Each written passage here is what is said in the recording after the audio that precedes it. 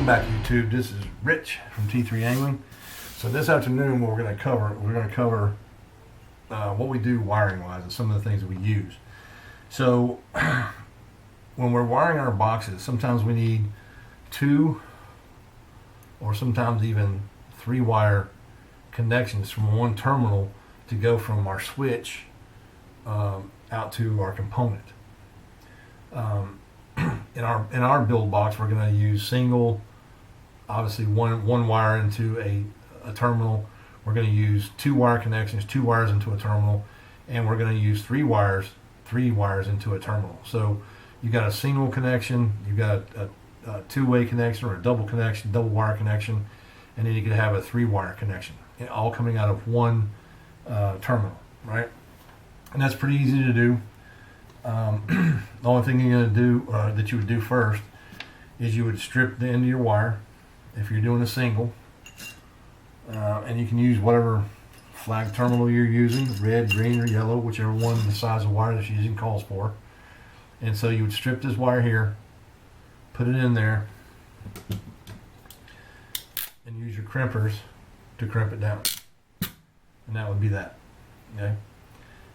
So you would do the same thing if you're doing a 2 or a 3-wire connection. So all you would do is you would strip each end of the wire that you're going to connect. Let's say we have a 3-wire connection here. Let's say this was cut and this is another wire, so you've got 3 wires. I would cut the wire to length of whatever length I need to go from component to a switch or wherever it has to go, and then strip each end of that wire. So it'll be 3, right, looking like that. We'd have 3 wires. So we would cut them each to length, strip off the ends, twist our wires together, and then if we needed a bigger terminal, we could use the next size up. So I don't remember off the top of my head the gauge of wire for each red, yellow, or blue terminal. But if you got 3 wires, let's say you're using 18 gauge, and all 3 will not go inside a blue one, then all you do is step it up to a yellow one, and that should hold all 3. So all you're going to do is take your wires, cut them to length, strip the ends with your wire stripper. You can use this one as well, like we talked about in the materials, tools, and stuff that we're going to use earlier in the video series. You strip the wires back, twist them together, put them inside your terminal, whichever one you're going to use, whichever color you need to use, and then you put them in your crimper. Now this crimper is red and yellow. I have another set of die for this. I can take these 2 screws out and change it out, and so I have a red and a blue crimper. So that's the advantage of using these things. Plus it gives you more leverage with a bigger handle. So, but all you do is you take that, put your preload your get one out of here. Preload your terminal into your crimper. And I was going to cover all this in the video, but I think it's pretty self-explanatory when you look at them. But anyway, preload your crimper, 1 click, so you know it's locked in. It's not going to come out. And then you would take your wires, either single, double, or a 3-wire connection, and you would twist them together and then fit them in there. Make sure that you're using the full length of the crimp, and then just simply crimp it closed. Now what I found helpful to me is sometimes when I crimp these things, I give a little pull test. They feel a little loose. So all I'll do is I just make sure all the wires are seated, and then even though I use that crimper, I'll come back and just use the red one here, the red dot, and I'll put it right on the back of my terminal, and I just give it a light squeeze. I mean, just ever so slightly, and all that's going to do is just going to simply tighten down that crimp just a little bit, and now there's no movement in there, right? That's just something that I found has helped me out. And what that'll do, or what it has done for me, is cut down the number of wasted terminals. So here's a little thing of waste, or terminals I had to reuse, or not reuse, that I had to take off, that broke, the wire came out, or whatever, like here's one that came apart. You know, part of the end of the terminal just snapped off. I mean, you can see it's a pretty good crimp. It's just that thing snapped off. So sometimes it happens. You know, not everyone's going to be perfect terminal. And again, it depends where you get them from. Cheap Chinese stuff, you pay for it. You pay for what you get. So that's how we do that. Now, if anybody wants to do a little video or wants me to do a video on that, I can do that. But for the rest of the box build, we're going to try to get into the wiring and really knock this thing out. It shouldn't take too long to get through it. But there are a couple of things that I do along the way, and I want to cover those things with you. I just feel like it's important. If you're going to start messing with electronics or build one of these boxes on your own. There were some guys that did a lot of videos out there on these things, and I decided instead of going and buying $300 or $400 Jackery or something else, whatever those other things are, I'll just build my own and fit what I need, because I don't need all the other stuff. So basically what I do is I make my little jumpers doing the 2 and 3 wire connections, and all you do is you make your first one. So like this is a 2 wire connection, so I have to have a negative going to the component, and I have a negative coming out of the switch. So that's a 2 wire connection here. Then all I do is I make a little quick connect using spade terminals, or if you don't want to use those, you can also use these. And these are WAGO connectors. Get the wire out of the way. They're WAGO connectors, and they're single wire connections. So instead of having these 2 terminals and doing all that crimping and all that stuff, you just simply cut your wire, strip it back, and put one end of the wire in each one of these ends, and that makes a streamlined connection. So you can use those, or you can use the terminals, whatever your preference is. You can do it either way you want to do it. For this build, I found out that I cut a few wires a little shorter than I need to. So I'm doing the terminals. These came in this morning. So as you can see, I've replaced 1 or 2. But that's neither here nor there. So anyway, get on to the wiring of the video. You're going to make your jumpers, and I would do your negatives first, starting the furthest away from your main switch as you can, and just start making your little jumper wires. Now leave yourself plenty of wire. So you build your first one, put it on there, take your wire that's going to go to your second terminal, give yourself a little loop. You can see that. Give yourself a little loop, run it down, and then loop it back over just past the terminal, about where my finger's at. And then cut that, strip it, and then strip your other 2 wires, because now you're going to have a 3 wire connection, because you got to have one coming from here, you got to have one going to the next terminal, and you have to have one going out to your component, right? And then so you're going to have 3 wire connections. You want to make sure that your insulation's up inside there and all that good stuff, and make your wiring nice and neat. I suggest giving yourself extra wire, because if you need to cut it later on, if you cut it too short now, if it's really tight and you got to take that thing off and redo it, the switch goes bad or this falls off or something, and you try to cut that, then you're going to have to wind up doing every one of them all over again. So do give yourself some extra wire. And that's what these big loops are for. Okay. So all we do is we just daisy chain that down, and then when I get to my last one, I take this, and even though I have my connections ready to go, I just put that to the side for a minute. Get that out of the way. So then what I do is I take my battery connections coming from the battery, right? So this is sitting on a lid like this. The battery's over here in the box. This is done this way so that you can run batteries in parallel. So in other words, 2 batteries, 2 negatives to 2 positives on the battery post, and then you can run, or you can double your amp hours. So if you're running 2 12 volt 12 amp hour batteries, you run them in parallel, you get a 12 volt 24 amp hour power source. So that's why I do that. I haven't done the positive one yet, because I'm going to show you that on video. So then you take your connections.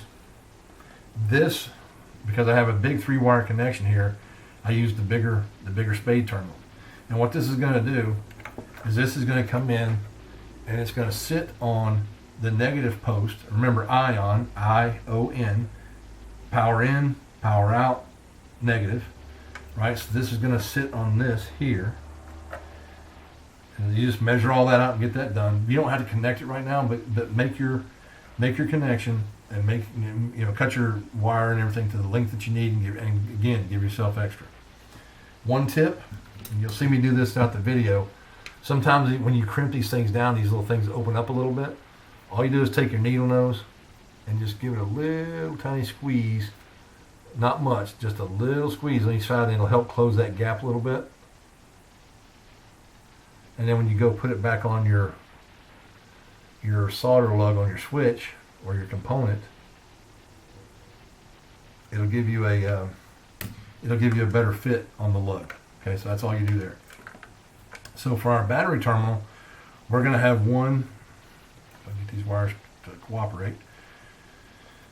As you notice on here, I've got one wire that's just twisted wire. Okay. And there's a reason for that, and I'll show you that here in a little bit. On the other end, I use one of these little terminals. And what these little terminals do is they use these in wiring speaker wire and components and stuff like that. But you take your wire, you twist it, and all you do, let me get this thing to stay together, you just take it, just like a crimp, and it has its own crimping tool, right? So you just take that, put it on there, and you'll see the wire start to come out here at the end. And all you do is put this in there. I'm not going to actually crimp it on the wire because I need that end over there, but what I'll do is I'll just crimp it. So you crimp it like that, and it comes out, it makes it square.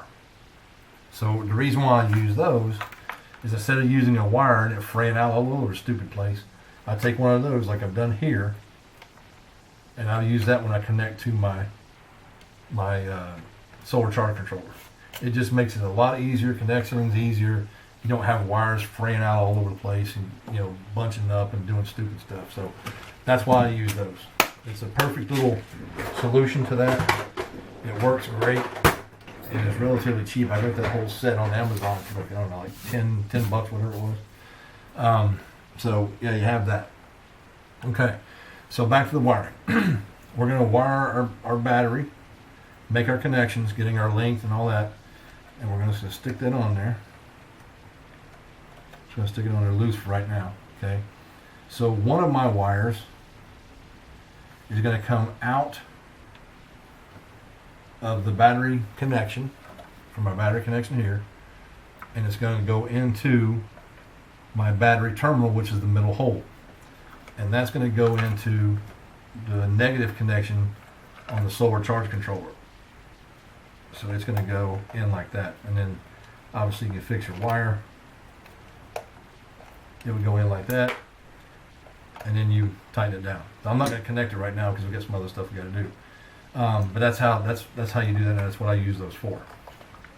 Okay, so on our battery connection, we've got it coming in from the battery. We're in our main switch lug, and then we have this end going to the battery connection for our solar charge controller. So you have that, and then you're going to have this other one. Then you go through there, and what you got to do is you've got to get power or grounding out to the other components. Otherwise, you'd have like a 3 or 4 or 5 wire connection, and it's just crazy to do that. So all you do is just strip an end of one wire. You can use one of these 3-way WAGO connectors, or you can try to do the crimping. I just got it loosely sitting on there. It's not attached. So you run that into your first block of your WAGO connector. So that goes there. Nice, neat connection. And then you have 2 more coming out of here, right? So let me close that down, put that down here so it's out of the way for a minute. Okay. So now what we do is we have coming in from the battery is our main. We're on our main switch. We go out to the battery to the solar charge controller, and now we need to ground all of our components. So this one is going to connect to the negative post on our 3.0 USB port. If I can get this stupid thing to go in there. Just like that, okay? And then, so there's your two connections, and then this other one here is going to go into the load side of the solar charge controller. And they would sit in there like that. Now the reason why I'm not gonna sit those down right now is I'm gonna take this out of the way while we finish up the rest of the wiring. I just wanted to show you the battery connections. All right, so we'll pull these two out. We don't need them in the way. We're gonna need some room to work here. All right, so we're just gonna disconnect that one, and we'll pull all of our battery stuff. Even though we have it all run, we're just gonna pull it back out of the way. So it's not in the way while we're working. And you can do this, there's other ways to do this. You don't have to do it this way. It's just, in working with these things for a little bit, I found certain things that work, certain ways to do things that I think you will find that if you do them, it will make putting this thing, even though it doesn't look like it on camera, it will make it be a little easier when you're connecting stuff. Okay.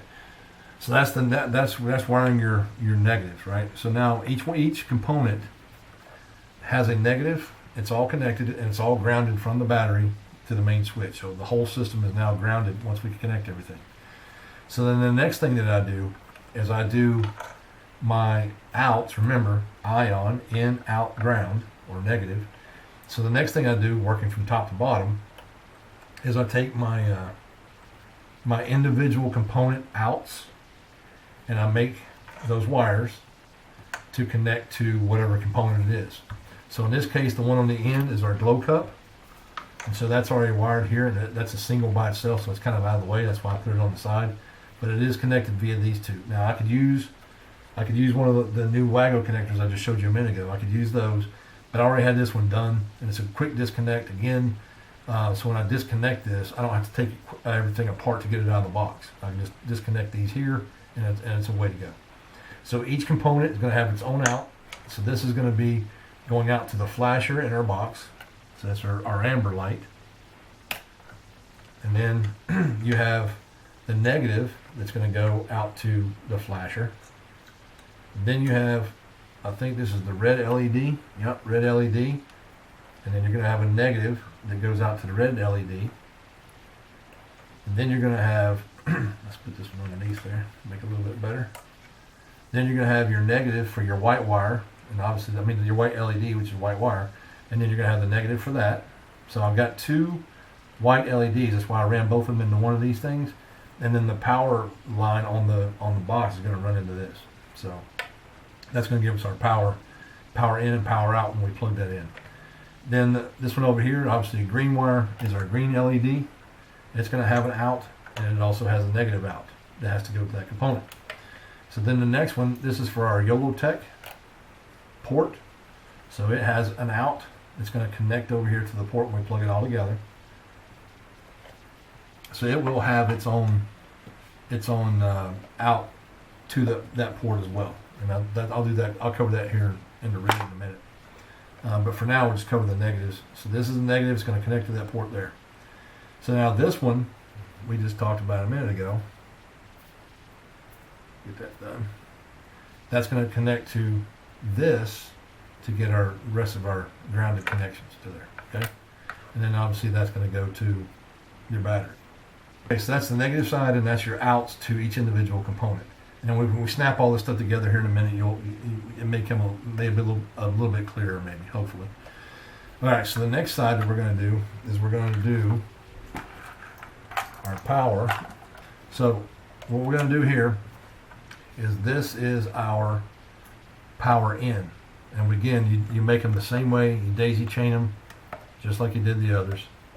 It's the same principle, right? Everything's daisy chained. And it goes out to your end, okay? So each one of them, this is your last one, so it's only going to have a single one. So we can go ahead and plug that into there. And now you can see why I'm working top to bottom, because as I come to me, these two are already in the way and I don't have to try to shove a middle one in between them. Alright, so then I'm going to put my wires down. And you can go either way. You can put it on the outside of this side now. So like we did the black, we did the wires on the outside. And this one, put them closest to you. Again, hold your finger underneath the switch till it seats. You should be good there. And let's get this underneath here for wire management purposes. It's kind of fiddly. It is to put it together, but when it's all said and done, it's not bad. So we'll do some wire management here. That's getting power into our white LEDs. And we're going to push that underneath there a little bit, give us a little working room. And this is our green LED. And then this is going to be our in for our YOLO Tech port. Okay. Let me see. Can you guys see that? It doesn't look too bad. It looks kind of, well, it doesn't look too bad, but it kind of looks like a little bit of a mess you got there, but it's not too bad. Okay. All right. So I'm going to go ahead and stop the video here for a second. I'm going to get the other stuff set up that I need. I'll come back, I'll explain it. Then we'll put the lid or the panel on the box lid, and we'll just go through and work to make sure everything works. Okay? So I'll do that.